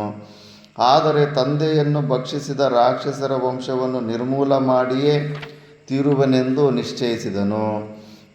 ವೇದಾಂಗ ಪಾರಂಗತನಾದ ಪರಾಶರನು ಒಂದು ರಾಕ್ಷಸ ಯಾಗವನ್ನೇ ಪ್ರಾರಂಭಿಸಿದನು. ರಾಕ್ಷಸರೆಲ್ಲರೂ ಆಬಾಲ ವೃದ್ಧರಾದಿಯಾಗಿ ಮಹರ್ಷಿಯ ಮಂತ್ರೋಚ್ಚಾರಣೆಯಿಂದ ಆಕರ್ಷಿಸಲ್ಪಟ್ಟವರಾಗಿ ಪತಂಗದ ಹುಳುಗಳಂತೆ ಯಜ್ಞಕುಂಡದಲ್ಲಿ ಬಂದು ಬೀಳುತ್ತಿದ್ದರು. ವಸಿಷ್ಠರಿಗೆ ತಮ್ಮ ಮೊಮ್ಮಗನು ಮಾಡುತ್ತಿದ್ದ ಯಾಗದಲ್ಲಿ ಆಸಕ್ತಿ ಇಲ್ಲದಿದ್ದರೂ ರಾಕ್ಷಸರನ್ನು ಯಜ್ಞದ ಮೂಲಕವಾಗಿಯೇ ನಿರ್ಮೂಲ ಮಾಡುವನೆಂಬ ಪರಾಶರನ ಎರಡನೆಯ ಪ್ರತಿಜ್ಞೆಗೆ ಭಂಗ ಮಾಡಲು ಪ್ರಯತ್ನಿಸಲಿಲ್ಲ. ಆ ಮಹಾಯಜ್ಞದಲ್ಲಿ ದಕ್ಷಿಣಾಗ್ನಿ, ಗಾರ್ಹಪತ್ಯ, ಆಹವನೀಯ ಎಂಬ 3 ಅಗ್ನಿಗಳ ಮಧ್ಯಭಾಗದಲ್ಲಿ ಕುಳಿತಿದ್ದ ಪರಾಶರನು 4ನೇ ಅಗ್ನಿಯಂತೆಯೇ ಪ್ರಕಾಶಿಸುತ್ತಿದ್ದನು. ಮೋಡದಿಂದ ಹೊರಬಂದ ರವಿಯಂತೆ ಪರಾಶರನು ಆ ಯಜ್ಞವೇದಿಕೆಯ ಮೇಲೆ ಕುಳಿತು ಯಜ್ಞಭೂಮಿಯ ಪ್ರಾಂಗಣವನ್ನೆಲ್ಲ ತನ್ನ ದಿವ್ಯವಾದ ತೇಜಸ್ಸಿನಿಂದ ಬೆಳಗುತ್ತಿದ್ದನು. ಯಜ್ಞೇಶ್ವರನಿಗೆ ಘೃತಾಹುತಿಯು ಯಥೇಚ್ಛವಾಗಿ ಸಲ್ಲಿಸಲ್ಪಡುತ್ತಿದ್ದಿತು. ಅಲ್ಲಿಗೆ ಆಗಮಿಸಿದ್ದ ವಸಿಷ್ಠಾದಿ ಮಹರ್ಷಿಗಳು ದೀಪ್ಯಮಾನವಾದ ತೇಜಸ್ಸನ್ನು ಹೊಂದಿದ್ದ ಪರಾಶರನನ್ನು 2ನೆಯ ಸೂರ್ಯನೆಂದೇ ಭಾವಿಸಿದರು. ರಾಕ್ಷಸರ ಮಾರಣ ಹೋಮವು ಅವ್ಯಾಹತವಾಗಿ ನಡೆಯುತ್ತಿದ್ದಾಗ ಉದಾರಿಗಳಾದ ಅತ್ರಿ ಮಹರ್ಷಿಗಳು ಆ ಯಾಗವನ್ನು ಹೇಗಾದರೂ ಮಾಡಿ ನಿಲ್ಲಿಸಬೇಕೆಂಬ ಅಭಿಲಾಷೆಯಿಂದ ಅಲ್ಲಿಗೆ ಆಗಮಿಸಿದರು. ಪರಾಶರನ ಹೊರತು ಬೇರೆಯವರಿಂದ ಮಾಡಲು ದುಸ್ಸಾಧ್ಯವಾದ ರಾಕ್ಷಸ ಸತ್ರವನ್ನು ಒಡನೆಯೇ ಮುಗಿಸಲು ಇಚ್ಛಿಸಿ ಯಜ್ಞಶಾಲೆಗೆ ಬಂದರು. ಅವರೊಡನೆ ಪುಲತ್ಸ್ಯ, ಪುಲಹ, ಕ್ರತು, ಮಹಾಕ್ರತು ಇವರೆಲ್ಲರೂ ರಾಕ್ಷಸರನ್ನು ರಕ್ಷಿಸುವ ಸಲುವಾಗಿ ಪರಾಶರನ ಯಾಗ ಮಂಟಪಕ್ಕೆ ಬಂದರು. ಅನೇಕ ರಾಕ್ಷಸರು ತಮ್ಮ ಕಣ್ಣೆದುರಿನಲ್ಲಿಯೇ ಮಂತ್ರದಿಂದ ಆಹುತರಾಗಿ ಯಜ್ಞೇಶ್ವರನಲ್ಲಿ ಬಿದ್ದು ಪ್ರಾಣ ಬಿಡುತ್ತಿರುವುದನ್ನು ನೋಡುತ್ತಿದ್ದ ಶತ್ರು ನಿರ್ವಹಣನಾದ ಪುಲಸ್ತ್ಯ ಬ್ರಹ್ಮನು ಪರಾಶರನನ್ನು ಕುರಿತು ಹೇಳಿದನು. ಮಗು ಪರಾಶರ, ನೀನೀಗ ಮಾಡುತ್ತಿರುವ ರಾಕ್ಷಸ ಯಾಗಕ್ಕೆ ಪ್ರತಿಬಂಧಕವೇ ಇಲ್ಲವಲ್ಲೇ? ನಿಮ್ಮ ತಂದೆಯನ್ನಾಗಲಿ ನಿಮ್ಮ ತಂದೆಯ ಸಾವನ್ನಾಗಲಿ ಈ ಸಾವಿಗೆ ಕಾರಣವನ್ನಾಗಲಿ ತಿಳಿಯದೆ ನಿರ್ದೋಷಿಗಳಾದ ಈ ಸಾವಿರಾರು ರಾಕ್ಷಸರ ಪ್ರಾಣಾಪಹಾರದಿಂದ ನಿನಗೆ ಸಂತೋಷ ಉಂಟಾಗುವುದೇ? ನನ್ನ ಸಂತಾನ ಪರಂಪರೆಯಾದ ಜೀವಕೋಟಿಯನ್ನು ಈ ರೀತಿಯಲ್ಲಿ ನಿಷ್ಕಾರಣವಾಗಿ ವಧೆ ಮಾಡುತ್ತಿರುವುದು ಸರ್ವತಾ ಯೋಗ್ಯವಲ್ಲ. ಪುಲಸ್ತ್ಯನ ಸಂತಾನ ಅಲ್ಲ, ರಾಕ್ಷಸರಲ್ಲ. ಮಗುವೇ, ನೀನು ಮಾಡುತ್ತಿರುವುದು ಬ್ರಾಹ್ಮಣರಿಗೆ ಯೋಗ್ಯವಾದ ಕ್ರಿಯೆಯೂ ಆಗಿರುವುದಿಲ್ಲ. ಪರಾಶರ, ಬ್ರಾಹ್ಮಣರು ಯಾವಾಗಲೂ ತಪಸ್ವಾಧ್ಯಾಯ ನಿರತರಾಗಿರಬೇಕು. ಇದು ಬ್ರಾಹ್ಮಣನ ಲಕ್ಷಣ. ಯಾವಾಗಲೂ ಸ್ವಾಧ್ಯಾಯ ತಪಸ್ಸು. ಸ್ವಾಧ್ಯಾಯ ಅಂದರೆ ಬೆಳಗ್ಗೆ ಏನು ಭಗವದ್ಗೀತೆಯನ್ನು ನಾವು ವಿಚಾರ ಮಾಡ್ತಾಯಿದ್ವಿ, ಪದ ಸಮೇತ ಒಂದೊಂದು ಪದದ ಅರ್ಥ ತಿಳ್ಕೊಂಡು ಆ ಥರ ಸ್ವಾಧ್ಯಾಯದಲ್ಲಿ ಮತ್ತು ತಪಶ್ಚರಣೆ, ತಪೋಮಯ ಜೀವನ. ಸಾಧುಗಳದ್ದು ತಪಸ್ಸಿರಬೇಕು. ಬ್ರಾಹ್ಮಣರಾದವನು ಹಂಗಿರಬೇಕು. ಶಾಂತಿಯೇ ಬ್ರಾಹ್ಮಣರಿಗಿರುವ ಪರಮಧರ್ಮ. ಶಾಂತವಾಗಿರಬೇಕು, ಪ್ರಶಾಂತವಾಗಿರಬೇಕು. ಸುಮ್ಮನೆ ಇದಕ್ಕೆ ತಲೆ ಕೆಡಿಸ್ಕೊತಾ ಇರಬಾರ್ದು. ಅವೆಲ್ಲ ನಡೀತಾ ಇರ್ತಾರೆ. ಸ್ವಂತ ಮಕ್ಕಳನ್ನು ಸಾಯಿಸಿದ್ರು ಕೂಡ ವಸಿಷ್ಠನು ವಿಶ್ವಾಮಿತ್ರನ ಮೇಲೆ ಏನೂ ಒಂದು ಪ್ರಹಾರ ಮಾಡೋಕ್ಕೆ ಹೋಗಲಿಲ್ಲ. ಆ ಥರ ಶಾಂತವಾಗಿರಬೇಕು. ಆದುದರಿಂದ ಯಾವಾಗಲೂ ಶಾಂತನಾಗಿರುವುದನ್ನು ಅಭ್ಯಾಸ ಮಾಡು. ಶಾಂತಿಯಿಂದ ಇರೋದನ್ನು ಅಭ್ಯಾಸ ಮಾಡಬೇಕು. ಇದು ತುಂಬ ಅವಶ್ಯಕತೆ. ವಾಸಿಷ್ಠ, ನೀನು ಮಹಾತ್ಮರಾದ ವಸಿಷ್ಠರ ಕುಲೋತ್ಪನ್ನನಾಗಿದ್ದು ವೇದಾಂಗಗಳನ್ನು ಅಭ್ಯಸಿಸಿ ಧರ್ಮ ಸೂಕ್ಷ್ಮವನ್ನು ತಿಳಿದವನಾಗಿ ಇಂತಹ ದುಷ್ಟವಾದ ಹೇಯವಾದ ಧರ್ಮಕ್ಕೆ ವಿರುದ್ಧವಾದ ಕಾರ್ಯದಲ್ಲಿ ತೊಡಗುವುದೇ? ಧರ್ಮಾತ್ಮನಾದ ಶಕ್ತಿಯು ಸದ್ಗತಿಯನ್ನು ಹೊಂದಿರುವನು. ನೀನು ಮಾಡುವ ಪಾಪ ಕಾರ್ಯದ ಫಲವು ನಿನ್ನ ತಂದೆಗೂ ಲಭಿಸಿ ಅವನನ್ನು ಪತಿತನನ್ನಾಗಿ ಮಾಡುವುದಾಗಿ ಅದಕ್ಕೆ ಕಾರಣನಾಗಬೇಡ. ಶಾಕ್ತನೇ, ನಿಮ್ಮ ತಂದೆಯ ಮರಣವು ಹೇಗೆ ಉಂಟಾಯಿತು, ಅದಕ್ಕೆ ಕಾರಣನಾರು ಎಂಬುದನ್ನು ಆಲೋಚಿಸಿ ಅವನಿತ್ತ ಶಾಪದ ಫಲವಾಗಿಯೇ ಅವನಿಗೆ ಮೃತ್ಯುವು ಒದಗಿ ಬಂದಿತು. ತಾನು ಮಾಡಿದ ತಪ್ಪಿನಿಂದಲೇ ಶಕ್ತಿಯು ಸ್ವರ್ಗಕ್ಕೆ ಒಯ್ಯಲ್ಪಟ್ಟನು. ನನ್ನಿಂದ ಸೃಷ್ಟಿಸಲ್ಪಟ್ಟಿರುವ ರಾಕ್ಷಸ ಕೋಟಿಯಲ್ಲಿ ಶಕ್ತಿಯಂತಹ ಮಹಾತಪಸ್ವಿಯನ್ನು ನುಂಗಲು ಸಮರ್ಥರಾದವರು ಒಬ್ಬರಾದರೂ ಇರುವುದಿಲ್ಲ. ಶಕ್ತಿಯು ತಾನಾಗಿಯೇ ರಾಜನಿಗೆ ಶಾಪದ ಮೂಲಕವಾಗಿ ತನ್ನನ್ನು ನುಂಗು ಹಾಕುವ ಸಾಮರ್ಥ್ಯವನ್ನಿತ್ತು. ಅವನು ಕೂಡ ಪ್ರಾಣನ ಬಿಟ್ಟು ಉತ್ತಮವಾದ ಲೋಕಗಳಿಗೆ ಹೋಗಬೇಕಂತ ಮನಸ್ಸಿನಲ್ಲಿತ್ತು. ಅದಕ್ಕೆ ಅವನು ಪ್ರಾಣನ ಕಳ್ಕೊಂಬಿಟ್ಟ. ಇಲ್ಲಾಂದರೆ ರಾಜನಿಗೆ ಶಕ್ತಿಯನ್ನು ಮುಟ್ಟುವಷ್ಟು ಸಾಮರ್ಥ್ಯ ಇರ್ತಿರಲಿಲ್ಲ. ಆ ಸಮಯದಲ್ಲಿ ವಿಶ್ವಾಮಿತ್ರನು ನೆಪ ಮಾತ್ರಕ್ಕೆ ಕಾರಣನಾದನು. ಶಕ್ತಿಯು ಮಾತ್ರವಲ್ಲದೆ ಕಲ್ಮಾಶಪಾದನು ಸ್ವರ್ಗದಲ್ಲಿ ಸುಖದಿಂದಿರುವನು. ಆ ಶಕ್ತಿನೂ ಆರಾಮಾಗಿ ಪಿತೃಲೋಕದಲ್ಲಿ ಚೆನ್ನಾಗಿದ್ದಾನೆ. ಆ ಶಕ್ತಿಯನ್ನು ಕೊಂದಿರೋ ಪರಾಶರನ ಅವ್ರ ತಂದೆಯನ್ನು ಕೊಂದಿರೋ ಕಲ್ಮಾಶಪಾದ ಕೂಡ ಸ್ವರ್ಗದಲ್ಲಿದ್ದಾನೆ. ಅವರೆಲ್ಲ ಆರಾಮಾಗಿ ಒಂದೇ ಜಾಗದಲ್ಲಿದ್ದು ಎಂಜಾಯ್ ಮಾಡ್ತಾವ್ರೆ. ನೀನು ಅವ್ರು ಇವರು ಕೊಂದಿದ್ದಾರೆ ಅಂದ್ಬಿಟ್ಟು ಸುಮ್ಮನೆ ಒಳಗಡೆ ನೀನು ಕೋಪನ ತಗೊತಾ ಇದೆಯಾ. ಶಕ್ತಿಯ ಅನುಜರು ಸ್ವರ್ಗದಲ್ಲಿ ದೇವತೆಗಳೊಡನೆ ಆನಂದದಿಂದ ಕಾಲ ಕಳೆಯುತ್ತಿರುವರು. ನಿನ್ನ ಪಿತಾಮಹರಾದ ವಸಿಷ್ಠರಿಗೆ ಈ ಎಲ್ಲ ವಿಷಯಗಳು ತಿಳಿದಿವೆ. ದೋಷರಹಿತರಾದ ಈ ಸಾವಿರಾರು ಮಂದಿ ರಾಕ್ಷಸರ ನಿರ್ಮೂಲನಕ್ಕೂ ನೀನು ನಿಮಿತ್ತ ಮಾತ್ರನಾಗಿರುವೆ. ವಿಧಿ ನಿಯಮದಂತೆ ರಾಕ್ಷಸರ ವಿನಾಶವು ಸಾಕಷ್ಟವಾಗಿದೆ. ಇಲ್ಲಿಗೆ ನಿನ್ನ ಯಾಗವನ್ನು ಪೂರ್ಣ ಮಾಡು. ಪುಲಸ್ತ್ಯ ಬ್ರಹ್ಮನ ಮಾತಿನಂತೆ ಮತ್ತು ವಸಿಷ್ಠರ ಆದೇಶದಂತೆ ಶಕ್ತಿಯ ಮಗನಾದ ಪರಾಶರನು ಯಜ್ಞವನ್ನು ಸಮಾಪನ ಮಾಡಿದನು. ರಾಕ್ಷಸರನ್ನು ಆಹುತಿ ಕೊಡಲು ಪ್ರತಿಷ್ಠಾಪನೆ ಮಾಡಿದ್ದ ಯಜ್ಞೇಶ್ವರನನ್ನು ಹಿಮಪರ್ವತದ ಉತ್ತರ ಭಾಗದಲ್ಲಿರುವ ನಿಬಿಡವಾದ ಕಾಡಿನಲ್ಲಿ ವಿಸರ್ಜಿಸಿದನು. ಅಂದು ಪರಾಶರನು ವಿಸರ್ಜಿಸಿದ ಅಗ್ನಿಯು ಇಂದಿಗೂ ಪರ್ವಕಾಲದಲ್ಲಿ ಆ ಪ್ರದೇಶದಲ್ಲಿರುವ ರಾಕ್ಷಸರನ್ನು, ಮರಗಿಡ ಬಳ್ಳಿಗಳನ್ನು, ಬಂಡೆಗಳನ್ನು ಆಹುತಿಯನ್ನಾಗಿ ತೆಗೆದುಕೊಳ್ಳುತ್ತಿದೆ. ಜ್ವಾಲಾಮುಖಿಗಳು ಜಪಾನ್ ಕಡೆ ಹೆಚ್ಚಿದ್ದಾವೆ. ಸುಮಾರು ವಿದೇಶದಲ್ಲಿ ಅಲ್ಲಲ್ಲಿ ಕೆಲವೊಂದು ಜಾಗದಲ್ಲಿದ್ದಾವೆ. ಅದು ಒಳಗಡೆ ಭೂಮಿ ಒಳಗಡೆಯಿಂದ ಅಗ್ನಿ ಬಂದುಬಿಟ್ಟು ಎಲ್ಲ ಸುತ್ತಮುತ್ತದೆಲ್ಲನೂ ದಹಿಸಿಬಿಡುತ್ತೆ. ಅದು ತುಂಬ ಡೇಂಜರ್ ಅದು. ಈಗ ಗಂಧರ್ವನು ಹೇಳಿದ ವಸಿಷ್ಠರ ಕಥೆಯಿಂದ ವಸಿಷ್ಠರ ವಿಷಯದಲ್ಲಿ ಅಪಾರವಾದ ಭಕ್ತಿ ಗೌರವಗಳು ಹುಟ್ಟುವುದು ಸಹಜ. ಆದರೆ ಒಂದು ವಿಷಯದಲ್ಲಿ ಮಾತ್ರ ಮಾನವನ ಮನಸ್ಸು ಅಳುಕುತ್ತದೆ. ಮಹಾಮಹಿಮೀಯರಾದ ಜಿತೇಂದ್ರಿಯರಾದ ಆತ್ಮದರ್ಶಿಗಳಾದ ವಸಿಷ್ಠರು ಕಲ್ಮಾಶಪಾದನ ಪತ್ನಿಯೊಡನೆ ಸೇರಿ ವಂಶದ ಅಭಿವೃದ್ಧಿಗೆ ಕಾರಣರಾದರು. ಧರ್ಮ ಸೂಕ್ಷ್ಮವನ್ನರಿತ ಮಹರ್ಷಿಗಳು ಮಾಡಿದ ಕಾರ್ಯದಲ್ಲಿ ದೋಷವನ್ನೆಣಿಸುವ ಧೈರ್ಯವು ಯಾರಿಗೂ ಇಲ್ಲವಾದರೂ ಸ್ವಾಭಾವಿಕವಾಗಿ ಮಹರ್ಷಿಗಳು ಹೀಗೇಕೆ ಮಾಡಿದರು ಎಂಬ ಮಾನಸಿಕ ವಿಕಲ್ಪವು ಉಂಟಾಗಿಯೇ ತೀರುವುದು. ಅರ್ಜುನನ ಮನಸ್ಸಿನಲ್ಲಿ ಇದೇ ವಿಧವಾದ ಮಾನಸಿಕ ವಿಕಲ್ಪವು ಉಂಟಾಯಿತು. ಕಿರೀಟಿಯು ಗಂಧರ್ವನನ್ನು ಸ್ಪಷ್ಟವಾಗಿಯೇ ಕೆಡಿದನು. ಗಂಧರ್ವರಾಜ, ಯಾವ ಕಾರಣದಿಂದ ಕಲ್ಮಾಶಪಾದನನು ತನ್ನ ಧರ್ಮಪತ್ನಿಯನ್ನು ಮಹಾಮಹಿಮರಾದ ವಸಿಷ್ಠರೊಡನೆ ಸೇರುವಂತೆ ಆಜ್ಞಾಪಿಸಿದನು? ಧರ್ಮಪರಾಯಣರಾದ ವಸಿಷ್ಠರೇಗೆ ಅಗಮ್ಯಾಗಮನವನ್ನು ಮಾಡಿದರು?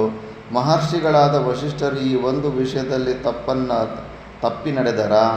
ನನಗುಂಟಾಗಿರುವ ಈ ಸಂಶಯವನ್ನು ದಯವಿಟ್ಟು ನಿವಾರಣೆ ಮಾಡುವೆಯಾ? ಗಂಧರ್ವನು ಮಂದಸ್ಮಿತವಾಗಿ ಹೇಳಿದನು, ಧನಂಜಯ, ನಿನ್ನ ಸಂಶಯವನ್ನು ನಿವಾರಣೆ ಮಾಡುವೆನು. ವಸಿಷ್ಠರ ಮತ್ತು ವಿಶ್ವಾಮಿತ್ರರ ವಿಷಯವಾಗಿ ಎಲ್ಲವನ್ನೂ ವಿವರವಾಗಿ ತಿಳಿಸುವೆನು. ಕಲ್ಮಾಶಪಾದನಿಗೆ ಸಂಭವಿಸಿದ ಶಕ್ತಿಯ ಶಾಪ, ಬ್ರಾಹ್ಮಣನ ಶಾಪ, ಕಿಂಕರನ ಪ್ರಭಾವ ಇವೆಲ್ಲವುಗಳನ್ನು ಕೇಳಿದೆಯಲ್ಲವೇ? ಈ ಮೂರು ದುಷ್ಟಶಕ್ತಿಗಳ ಪರಿಣಾಮದಿಂದ ಕಲ್ಮಾಶಪಾದನು ಕೋಪಾವಿಷ್ಟನಾಗಿ ಕೆಂಡದಂತಹ ಕಣ್ಣುಗಳನ್ನು ತಿರುಗಿಸುತ್ತಾ ಕಾಡಿನಲ್ಲಿ ಅಲೆದಾಡುತ್ತಿದ್ದನು. ಅಂತಹ ದುರವಸ್ಥೆಯಲ್ಲಿಯೂ ಪತಿಯನ್ನು ಅಗಲಿರಲು ಇಚ್ಛಿಸದೆ ಸಾಧ್ವಿಯಾದ ಅವನ ಪತ್ನಿಯು ರಾಜನನ್ನು ಅನುಸರಿಸಿಯೇ ತಿರುಗಾಡುತ್ತಿದ್ದಳು. ಸಾವಿರಾರು ಜಿಂಕೆಗಳಿಂದಲೂ, ಸಾರಂಗಗಳಿಂದಲೂ, ಹುಲಿ, ಕರಡಿ, ಸಿಂಹ ಮುಂತಾದ ದುಷ್ಪ್ರಾಣಿಗಳಿಂದಲೂ, ನಾನಾ ವಿಧವಾದ ವೃಕ್ಷಗಳಿಂದಲೂ, ಲತಾಗುಲ್ಮಾದಿಗಳಿಂದಲೂ, ಪ್ರಾಣಿಗಳ ಘೋರ ನಿನಾದಗಳಿಂದಲೂ ತುಂಬಿ ಹೋಗಿದ್ದ ಕಾಡಿನಲ್ಲಿ ಕಲ್ಮಾಶಪಾದನು ಅಲೆದೆಳೆದು ಹಸಿವು ಬಾಯಾರಿಕೆಗಳಿಂದ ಬಳಲಿ ಬೆಂಡಾದನು. ಆಹಾರಕ್ಕಾಗಿ ಅತ್ತಲಿತ್ತ ಅಲೆದಾಡಿದನು. ರಾಜನಾಗ ಶಾಪದ ಕಾರಣದಿಂದ ನರಭಕ್ಷಕನಾಗಿದ್ದನಲ್ಲವೇ? ಅವನಿಗೆ ಜಿಂಕೆ ಮುಂತಾದ ಸಾಧು ಪ್ರಾಣಿಗಳ ಮಾಂಸವು ಸೊಗಸುತ್ತಿರಲಿಲ್ಲ. ಪ್ರಾಣಿಗಳಿಂದ ನಿಬಿಡವಾಗಿರುವ ಕಾಡಿನಲ್ಲಿ ನರಮಾಂಸವು ಹೇಗೆ ತಾನೇ ಸಿಕ್ಕಬೇಕು? ರಾಜನು ಬಹಳ ಹೊತ್ತು ತಿರುಗಿದನು. ಕಟ್ಟಕಡೆಗೆ ನಿಗೂಢವಾದ ಏಕಾಂತ ಸ್ಥಳದಲ್ಲಿ ಸುರತ ಸುಖದಲ್ಲಿದ್ದ ಬ್ರಾಹ್ಮಣಿಯರನ್ನು ಕಂಡನು. ಕಲ್ಮಾಶಪಾದನನ್ನು ಕಂಡೊಡನೆಯೇ ಬ್ರಾಹ್ಮಣಿಯರು ಮೇಲೆದ್ದು ಓಡಲಾರಂಭಿಸಿದರು. ರಾಜನು ಬಿಡುವನೇ? ಬಹಳ ಹೊತ್ತು ಹುಡುಕಿ ಸಿಕ್ಕಿರುವ ಆಹಾರವದು. ಹಸಿವಿನ ಸಂಕಟವು ಬಹಳವಾಗಿತ್ತು. ಕಲ್ಮಾಶಪಾದನು ಬ್ರಾಹ್ಮಣಿಯರನ್ನು ಅಟ್ಟಿಸಿಕೊಂಡೇ ಹೋದನು. ನಾಗಾಲೋಟದ 4 ಹೆಜ್ಜೆಗಳನ್ನಿಟ್ಟು ಬ್ರಾಹ್ಮಣನನ್ನು ಹಿಡಿದನು. ಬ್ರಾಹ್ಮಣಿಯು ನಡುಗಿದಳು, ದುಃಖದಿಂದ ಪರಿತಪಿಸಿದಳು. ಕಣ್ಣೀರಿಡುತ್ತಾ ರಾಜನಿಗೆ ಹೇಳಿದಳು, ಸತ್ಯವ್ರತನೇ, ನಾನು ಹೇಳುವುದನ್ನು ಕೇಳು. ಅನಂತರ ಮನಬಂದಂತೆ ಮಾಡು. ನೀನು ಸೂರ್ಯವಂಶದಲ್ಲಿ ಹುಟ್ಟಿರುವವನು, ಯಾವಾಗಲೂ ಧರ್ಮರಕ್ಷಣೆಯಲ್ಲಿಯೇ ಹಿರಿಯರ ಸೇವೆಯಲ್ಲಿಯೇ ಸರ್ವದಾ ನಿರತನಾಗಿರುವವನು. ಶಾಪದ ಕಾರಣದಿಂದ ವಿಮೋಹಿತನಾಗಿದ್ದರೂ ಇಂತಹ ಮಹಾಪಾಪವನ್ನು ಮಾಡಲು ಯತ್ನಿಸಬಾರದು. ಮಹಾರಾಜ, ನಾನು ಹೇಳುತ್ತಿರುವುದು ಕೇವಲ ಬ್ರಹ್ಮಹತ್ಯೆಯ ದೋಷವನ್ನಲ್ಲ. ಬ್ರಹ್ಮಹತ್ಯೆಯನ್ನಾದರೂ ಯಾವ ಕಾಲದಲ್ಲಿ ಮಾಡುತ್ತಿರುವೆ ಎಂಬುದನ್ನು ಪರ್ಯಾಲೋಚಿಸು. ಋತುಸ್ನಾತೆಯಾದ ನಾನು ನನ್ನ ಪತಿಯೊಡನೆ ಸೇರಿ ಸಂತಾನಕ್ಕಾಗಿ ಸುರತ ಸುಖವನ್ನು ಅನುಭವಿಸುತ್ತಿದ್ದೇನೆ. ಈ ಮಧ್ಯದಲ್ಲಿ ನೀನು ಬಂದೆಯಾದ ಕಾರಣ ಭಯದಿಂದ ವಿಹ್ವಲರಾಗಿ ನಾವಿಬ್ಬರೂ ಮೇಲೆದ್ದು ಓಡಿದೆವು. ಮಹಾರಾಜ, ದಯವಿಟ್ಟು ನನ್ನ ಪತಿಯನ್ನು ಬಿಟ್ಟು ಬಿಡು. ಬ್ರಾಹ್ಮಣಿಯ ರೋದನವು ಅರಣ್ಯ ರೋದನವೇ ಆಯಿತು. ಕಲ್ಮಾಷಪಾದನಿಗೆ ಯುಕ್ತಾಯುಕ್ತೆಯ ವಿವೇಚನೆಯೇ ಉಂಟಾಗಲಿಲ್ಲ. ಹುಲಿಯು ತನ್ನ ಬೇಟೆಯನ್ನು ಸಿಗಿದು ತಿನ್ನುವಂತೆ ಕಲ್ಮಾಷಪಾದನು ಬ್ರಾಹ್ಮಣನನ್ನು 2 ಭಾಗಗಳನ್ನಾಗಿ ಸೀಳಿ ಗಬಗಬನೆ ಬ್ರಾಹ್ಮಣಿ ಎದುರಿನಲ್ಲಿಯೇ ನುಂಗಿಬಿಟ್ಟನು. ಆ ಸಮಯದಲ್ಲಿ ಬ್ರಾಹ್ಮಣಿಯ ಹೃದಯ ವೇದನೆಯು ಎಷ್ಟಿರಬಹುದು, ಕೋಪದ ಆವೇಗವು ಎಷ್ಟಿರಬಹುದು. ವ್ಯಾಸರ ನುಡಿಯಲ್ಲಿಯೇ ಹೇಳುವುದಾದರೆ, ಬ್ರಾಹ್ಮಣಿಗುಂಟಾದ ಹೃದಯ ವೇದನೆಯಿಂದ ಮತ್ತು ಅಪರಿಮಿತವಾದ ಕೋಪದಿಂದ ಅವಳ ಕಣ್ಣುಗಳಿಂದ ದ್ರವರೂಪವಾಗಿ ಹೊರಟ ಅಶ್ರುಬಿಂದುಗಳು ಕಾದ ಕೆಂಡದ ರೂಪವನ್ನು ತಾಳಿ ಅವಳು ನಿಂತಿದ್ದ ಪ್ರದೇಶವನ್ನೇ ಸುಟ್ಟು ಭಸ್ಮ ಮಾಡಿದವು. ಸತ್ವಗುಣದ ಮೂರ್ತಿಯಾಗಿದ್ದ ಬ್ರಾಹ್ಮಣಿಯ ಸೌಜನ್ಯಮಯವಾದ ಮುಖಾರವಿಂದವನ್ನು ಕರಾಳತೆಯು ಆವರಿಸಿತು. ಹಲ್ಲುಗಳನ್ನು ಕಟಕಟನೆ ಕಡಿಯುತ್ತಾ ತಲೆಗೆದರಿ ದಿಟ್ಟತನದಿಂದ ನಿಂತಿದ್ದ ಬ್ರಾಹ್ಮಣಿಯು ನೋಡಲು ಬಹಳ ಭಯಂಕರಳಾಗಿ ಕಾಣುತ್ತಿದ್ದಳು. ಕೋಪಾವೇಶದಿಂದ ಹಲ್ಲುಗಳನ್ನು ಬಾರಿ ಬಾರಿಗೂ ಕಡಿಯುತ್ತಾ ಕರಾಳ ರೂಪಿಣಿಯಾಗಿದ್ದ ಬ್ರಾಹ್ಮಣಿಯು ಹೇಳಿದಳು, ಪರಮನೀಚನೇ, ಕ್ರೂರಿಯೇ, ಪಾಪಿಷ್ಠನೇ, ನನ್ನ ಕಣ್ಣೆದುರಿನಲ್ಲಿಯೇ ನಿರ್ದಯೆಯಿಂದ ನನ್ನ ಯಶೋವಂತನಾದ ಪ್ರಿಯಪತಿಯನ್ನು ಸೀಳಿ ತಿಂದೆಯಲ್ಲವೇ? ನನ್ನ ಮನೋಗತವಾಗಿದ್ದ ರಹಸ್ಯವಾಗಿದ್ದ ಆಶಯವನ್ನು ತಿಳಿಸಿದರೂ ನೀನಿಂತಹ ನೀಚವಾದ ಕಾರ್ಯವನ್ನು ಮಾಡಿದೆಯಲ್ಲವೇ? ಇದಕ್ಕೆ ತಕ್ಕ ಶಾಸ್ತಿಯನ್ನು ಮಾಡಿಯೇ ತೀರುವೆನು. ಋತುಸ್ನಾತೆಯಾದ ನಿನ್ನ ಪತ್ನಿಯೊಡನೆ ಸುರತ ಸುಖವನ್ನು ಅಪೇಕ್ಷಿಸಿ ಹೋದ ದಿನವೇ ನಿನಗೂ ಮರಣವು ಸಂಭವಿಸಲಿ. ಇಷ್ಟು ಮಾತ್ರವಲ್ಲ, ಯಾವ ವಶಿಷ್ಠಿ ಮಹರ್ಷಿಗಳ 100 ಮಕ್ಕಳನ್ನು ನೀನು ತಿಂದು ಬಿಟ್ಟೆಯೋ ಅದೇ ಮಹರ್ಷಿಗಳಿಂದಲೇ ನಿನ್ನ ಭಾರ್ಯೆಯಲ್ಲಿ ನಿನಗೊಬ್ಬ ಮಗನು ಹುಟ್ಟುವನು. ಅವರಿಂದ ನಿನ್ನ ಹೆಂಡತಿಯಲ್ಲಿ ಹುಟ್ಟಿದ ಮಗುವಿನಿಂದಲೇ ನಿನ್ನ ವಂಶವು ಬೆಳೆಯುವುದು.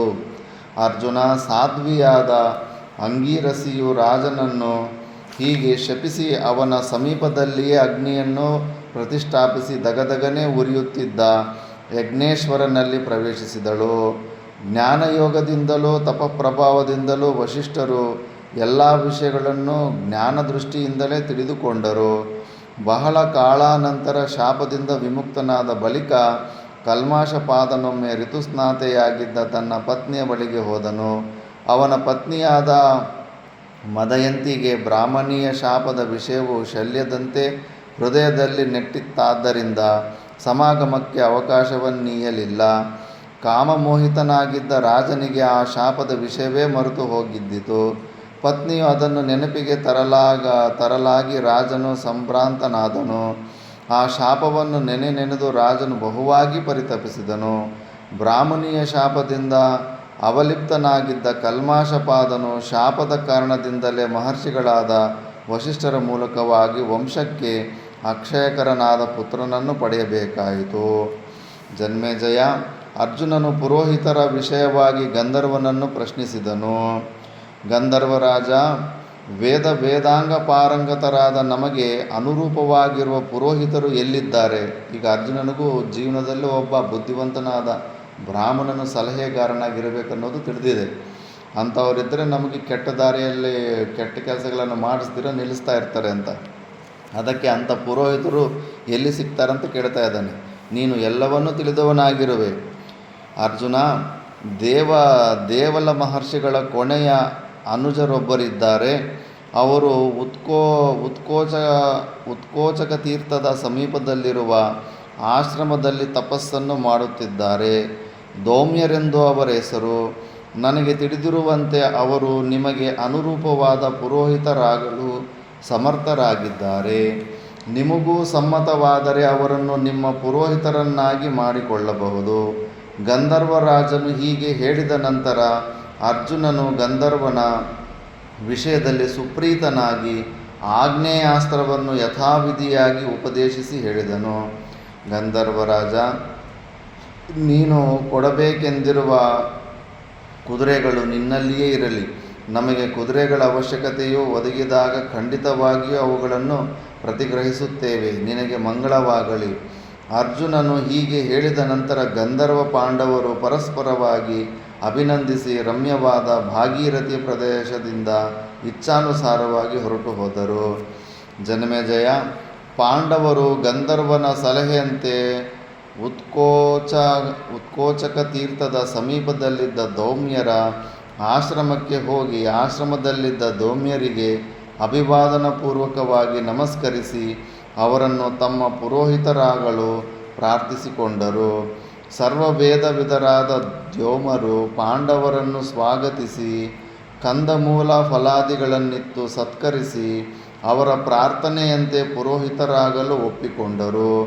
ಪಾಂಡವರನ್ನು ತಮ್ಮ ಯಾಜ್ಯರನ್ನಾಗಿ ಸ್ವೀಕರಿಸಿದರು. ದೌಮ್ಯರ ತಮ್ಮ ಪುರೋಹಿತರಾಗಲು ಒಪ್ಪುದುದಕ್ಕಾಗಿ ಪಾಂಡವರು ಸಂತೋಷಭರಿತರಾದರು. ತಮಗೆ ರಾಜ್ಯಕೋಶಾದಿಗಳು ಲಭಿಸುವುದೆಂದೇ ಭಾವಿಸಿದರು. ಇಷ್ಟು ಮಾತ್ರವಲ್ಲ, ಬ್ರಾಹ್ಮಣ ಪುರಸ್ಸರರಾಗಿ ತಾವು ಪಾಂಚಾಲ ನಗರಕ್ಕೆ ಹೋದರೆ ಸ್ವಯಂವರದಲ್ಲಿ ದ್ರೌಪದಿಯು ತಮ್ಮನ್ನೇ ವರಿಸುವಳೆಂದು ನಿಶ್ಚಯಿಸಿದರು. ಗುರುಗಳಿಂದ ಅಥವಾ ಪುರೋಹಿತರಿಂದ ಕೂಡಿದ ಪುರೋಹಿತನನ್ನು ಪಡೆದ ಭರತರ್ಷಭರು ಇನ್ನು ಮುಂದೆ ತಾವು ಅನಾಥರಲ್ಲವೆಂದು ತಮ್ಮ ಯೋಗಕ್ಷೇಮಗಳನ್ನು ನೋಡಿಕೊಳ್ಳುವ ನಾಥರೊಬ್ಬರಿದ್ದಾರೆಂದು ಭಾವಿಸಿದರು. ಪುರೋಹಿತರಾದರೂ ಸಾಮಾನ್ಯರಾಗಿರಲಿಲ್ಲ. ದ್ಯೋಮ್ಯರು ವೇದಾರ್ಥ ತತ್ವಜ್ಞರಾಗಿದ್ದರು, ಉದಾರಿಗಳಾಗಿದ್ದರು. ಧರ್ಮವಿದರಾದ ದ್ಯೋಮರಿಂದ ಪಾಂಡವರು ಯಜಮಾನರಾಗಿ ಪರಿಗ್ರಹಿಸಲ್ಪಟ್ಟರು. ಬುದ್ಧಿ, ವೀರ್ಯ, ಬಲೋತ್ಸಾಹಗಳಿಂದ ಯುಕ್ತರಾದ ದೇವತೆಗಳೋಪಾದಿಯಲ್ಲಿ ಸಂಘಟಿತರಾಗಿದ್ದ ಮತ್ತು ವೀರ್ಯವಂತರಾಗಿದ್ದ ಪಾಂಡವರು ಸ್ವಧರ್ಮದಿಂದ ತಮ್ಮ ರಾಜ್ಯವನ್ನು ಪಡೆಯುತ್ತಾರೆಂದು ದ್ಯೋಮರು ನಿಶ್ಚಯಿಸಿದರು. ದ್ಯೋಮರು ಪಾಂಡವರಿಗೆ ಸ್ವಸ್ತಿ ವಾಚನವನ್ನು ಹೇಳಿ ಆಶೀರ್ವದಿಸಿದರು. ಬಳಿಕ ನರಶ್ರೇಷ್ಠನಾದ ಪಾಂಡವರು ದ್ಯೋಮ್ಯ ಪುರಸ್ಸರರಾಗಿ ಪಾಂಚಾಲಿಯ ಸ್ವಯಂವರಕ್ಕೆ ಹೋಗಲು ನಿಶ್ಚಯಿಸಿದರು. ಇಲ್ಲಿ ಪುಸ್ತಕ ಪೂರ್ತಿಯಾಯಿತು. ನೆಕ್ಸ್ಟ್ ಪುಸ್ತಕದಲ್ಲಿ ಇನ್ನೂ ಮಿಕ್ಕಿದ ಅಧ್ಯಾಯಗಳು ಬರುತ್ತೆ. ಟೋಟಲ್ಲಾಗಿ 18 ಪರ್ವಗಳಿರ್ತವೆ. 18 ಪರ್ವಗಳಲ್ಲಿ ಆದಿಪರ್ವದಲ್ಲಿ 227 ಅಧ್ಯಾಯಗಳಿರ್ತವೆ. ನಾವಿವಾಗ ಹೆಚ್ಚು ಕಡಿಮೆ 183ನೇ ಅಧ್ಯಾಯ ತನಕ ವಿಚಾರ ಮಾಡಿದ್ದೀವಿ. ಇನ್ನೂ ಹೆಚ್ಚು ಕಡಿಮೆ 40 ಅಧ್ಯಾಯಗಳ ತನಕ 40 ಎರ್ರ ಪ್ರಕಟ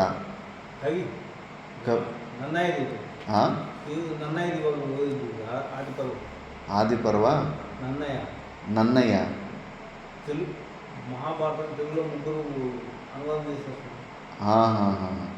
ಪೋತನ ಒಂದು ಭಾಗವತ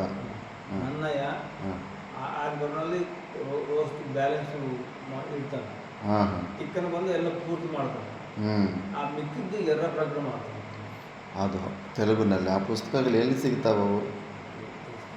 ಎಲ್ಲಾದರೂ ಬುಕ್ ಸ್ಟಾಲಲ್ಲಿ ಸಿಕ್ಕಿದ್ರೆ ತರಿಸೋಣ. ಯಾಕಂದರೆ ಹುಡುಗರು ತೆಲುಗುನಲ್ಲಿ ಕೂಡ ಓದಿಸ್ಬೋದು. ಅದು ಇದ್ದರೆ ಇದು ಮಾಡ್ಬೋದು.